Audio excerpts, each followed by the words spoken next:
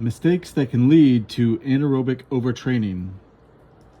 What possible mistakes and the factors that make up the exercise stimuli might lead to an overtraining syndrome? Answers to this question remain somewhat speculative. An ineffective program that plateaus or maintains a performance variable well under its potential may also contribute to a type of pseudo-overtraining state.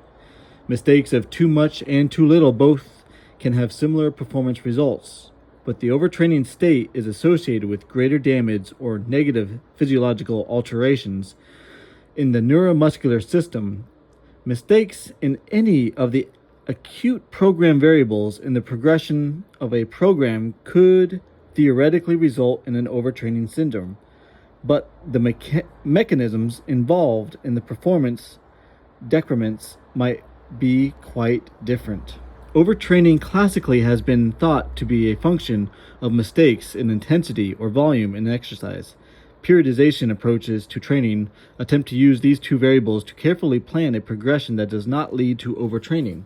One of the biggest factors in periodization's success is the use of planned rest in each training cycle. As previously discussed, even one day of rest can have beneficial effects on force production. The choice of exercise involves a host of decisions, from the type of muscle action to the type of equipment used to the type of conditions in which the exercise stress takes place. Muscles actions can be performed using isometric, dynamic, concentric, or dynamic eccentric action. The common modes of exercise equipment are so-called isotonic, variable resistance, isokinetic, hydraulic, or pneumatic. Performing an exercise with inappropriate equipment could be the cause of a decrease in performance in overtraining syndrome. In a study by Newton et al., inappropriately hanging onto the bar and trying to perform speed repetitions resulting in a deceleration of movement and reduction in power in a bench press exercise. This was the opposite of what was intended by the concept of speed reps and was a mistake in the choice of equipment. That is, the accelerating mass of free weights or machines that creates momentum must be decelerated if the athlete hangs onto the bar to the end of the joint's range of motion. Therefore, a better choice may have been equipment that allows the weight to be released at the end of the range of motion. An example, medicine balls, or that does not have an accelerating mass that needs to be slowed down at the end of the range of motion. Isokinetic, hydraulic, and pneumatic devices. Such equipment would most likely not require deceleration response or cause a reduction in power when the intensity was to train the body to accelerate a mass and develop greater power. Proper position and fit are vital to proper use and effective training, or overuse problems can arise. Equipment can be classified as fixed form or free form in nature. Fixed form equipment maintains the pattern of movement over a range of motion. Free form exercise uses free weights or machines that allow for multiple planes of movement and require balance. When a machine fixes the pattern of movement in an exercise, it determines the tissue that is recruited. Fixed form exercise equipment typically isolates muscles at the specific joint and is very effective in training the isolated muscles. So that if the exercise around a joint is not carefully balanced, an example, both quad and hamstring exercises in a program, strength imbalances can occur faster than with free weight training. A lack of variation in the pattern of the muscle fiber recruitment, no requirement for balance in multiple planes of movement, and less synergistic muscle use during the activity can diminish the specificity to actual sport or daily life activity. In addition, the strength and conditioning professional must take sure that the individual fits the equipment, so that inappropriate forces resulting from dramatic differences between strength curve of the individual and that of the machine do not contribute to overuse syndromes if the resistance is varied over the range of motion. The order of exercise may be important in overtraining. The effect of order on a resistance exercise workout is related to the rate of fatigue and the intensity possible. Whether a squat exercise occurs at the beginning or at the end of a workout affects the amount of resistance that can be used. The exercises in the workout must be prioritized so that the ones most important to the training goal are placed at the beginning of a workout. A plateau in the training response could result from exercise being performed in a fatigue state, when optimal recruitment is not achieved and maximal loads cannot be used. Although pre-exhaustion techniques require the athlete to perform exercises while fatigued, the fact is that if maximal strength and power performance are desired, maximal loads must be used in training to adapt the nervous system optimally. Even going from arm to arm and leg to leg in circuit training rather than arm to leg, which allows for more recovery, can create a problem in the rate of progression for stimulating the targeted musculature. If an individual does not progressively adapt to the consecutive use of the same limbs, the force capability is reduced in the subsequent exercise, and thus the intensity is affected. Furthermore, more complex exercises and large muscle group exercises typically must be placed at the beginning of the workout to optimize their performance and intensity. Thus, physiological effects in the order of exercise are the part of the workout design that must be given careful consideration. As already discussed, the intensity of a resistance exercise interacts with the volume of the exercise. An example, sets times reps times intensity. To provide one of the most potent variables, mistakes in intensity contribute to an overtraining phenomena. The intensity of the exercise is typically mode specific. For example, an external mass is lifted in free weights and machines. Submaximal or maximal efforts is exerted in isometrics. A velocity of movement with maximum exertion is used in isokinetic resistance, and specific force settings, i.e. hydraulics and pneumatics, or band thickness are used in a variety of other resistance modalities for resistance settings. Typically, a repetition maximum, e.g. 10 RM, or a percentage of 1 RM, e.g. 50% of 1 RM, is used to quantify the demands of the exercise. Too rapid a rate of progression in the resistance can lead to less than optimal training adaptations, or, as we have seen, a workout that is not normal, i.e. 10 sets of 1 RM every day for 2 weeks, can result in overtraining.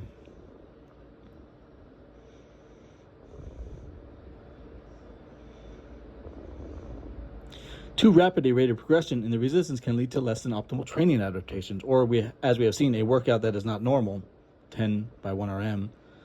Mistakes in the real world are often due to highly motivated athletes using a high volume of heavy loads and taking little rest to recovery from such workouts. Overtraining may be even more frequent in master athletes who have not modified the progression formats from their younger years. As a person ages, the recovery process is also shown slowing down. This could be due in part to an altered hormonal environment that does not support the remodeling of muscle and connective tissue as quickly as in younger athletes. This is especially true as one goes from the 4th to the 6th decade of life. The number of sets is an important factor in calculating the amount of total work in joules, or volumes of exercise in a workout.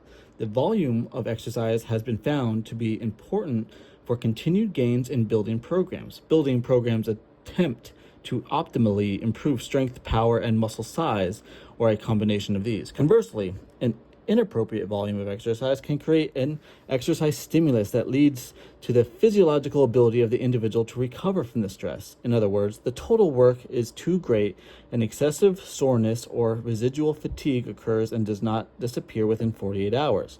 Therefore, inadequate adaptational response and overtraining result if the mistake is made over a long-term training program. Mistakes related to the number of sets typically affect the amount of muscle tissue recruited. Because increased total work requires greater involvement of more motor units and thus greater tissue mass as fatigue accumulates, the volume of exercise also interacts with the intensity variable to create a volume-intensity interaction, which is why many people estimate total work as a function of sets times reps times intensity. If too much work is done too quickly, overtraining can occur due to the lack of tissue recovery. Too much total physiological stress, psychological stress, or energy substrate depletion. One of the more overlooked variables in the design of a workout program is the amount of rest between sets and exercises. This variable can have a dramatic effect on the acid-base status of muscle and blood and on energy, substrate utilization, and depletion patterns. In addition, Therian et al. Demonstrated that the state of anxiety can increase prior to short rest workouts and that anger associated with pain can also occur. The physiological strain created by the shortest rest protocols with lighter intensities result in psychological stress and mental fatigue that may result in overtraining syndrome. Workouts using multiple exercises and multiple sets with 1 minute of rest periods can result in blood lactate concentrations greater than that of 10 millimoles per liter. In elite lifters, short rest, an example, less than 1 minute rest between sets and exercise protocols have been shown to create blood lactate over 20 millimoles per liter, which places tremendous stress in the body's ability to buffer the acidity in both the muscle and the blood. Muscle fatigue has been attributed to both hydrogen ions and lactate itself. Adequate time, about 8 weeks, is needed to develop the body's acid-base buffering system. An example, sodium bicarbonate system, phosphate mechanisms in the cell. The rate of progression with shorter rest protocols produces symptoms, nausea, dizziness, vomiting, fainting, that are counterproductive to optimal intensity and healthy lifting. Too great an acid load too early in a training program can lead to overtraining. Furthermore, serum cortisol elevation with exercise may not return to resting levels following the workout. It is possible that the catabolic environment this cortisol elevation causes, together with free radical formation, can contribute to further tissue breakdown. Mistakes in the rate at which rest periods are shortened can augment overtraining syndrome that may be starting from an other source. An example, too much exercise volume. Markers of anaerobic overtraining. The previously mentioned physiological response to anaerobic overtraining may be markers of an overtraining syndrome. The endocrine response, however, appears to require longer than 1 week of monitoring to serve as an adequate marker.